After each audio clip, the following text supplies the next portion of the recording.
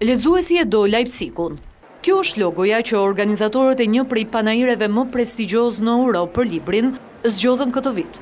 Në fakt, lexuesi gjerman, këtë edicion mes pjesëmarrjes së mbi 2000 botuesve nga e gjithë bota, pati mundësi të njohë edhe letërsinë shqipe përmes kësaj stende.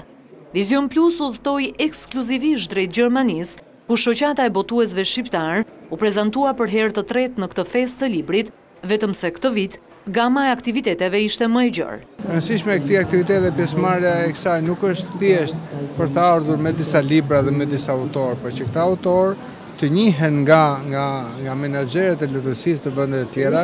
Synimi ynë është që letërsia shqipe, botimet shqiptare, pra stenda shqiptare të jetë tema e përfaqësisë në Leipzig. Por kjo kërkon ende punë, kjo kërkon shumë mbështetje.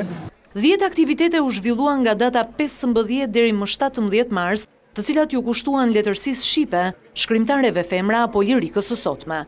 Në forumet e Leipzig u ulën Agron Tufa, Romeo Çollaku, Ermir Nika, Lindita Arapi, studiuese Dhurata Shehri, Persida Aslani, Lili Sula, Elvana Zaimi. Për përfaqësuesen gjermane të Tradukit, projektit të përkthimeve të letërsisë të Europës Juglindore, kjo pjesëmarrje në Leipzig e Shqipërisë ishte më e mira.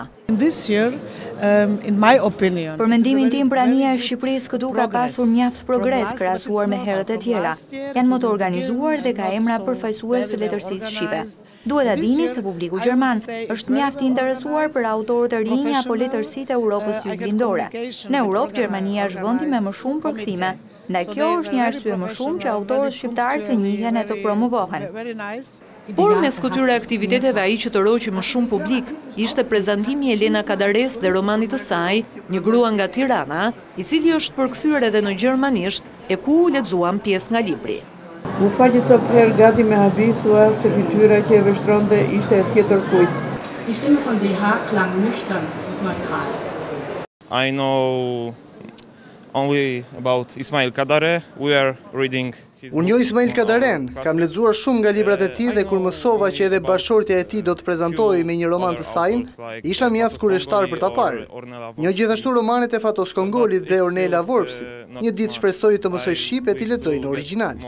Por shqip këtë vit në Leipzig, i cili u vizitua gjatë 4 ditëve nga gati 160.000 lexues e kurështar, foli edhe një tjetër stend.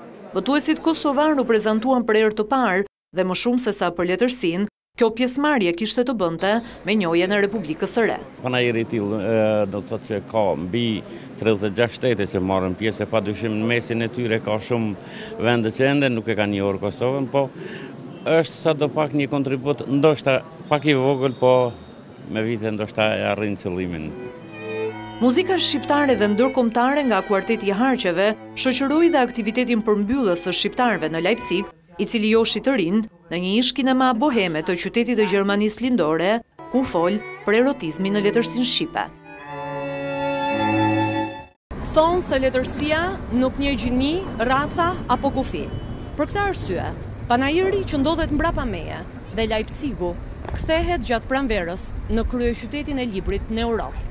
Nga Leipzig, Gjermani, për Vision Plus, Stanela Kostollari.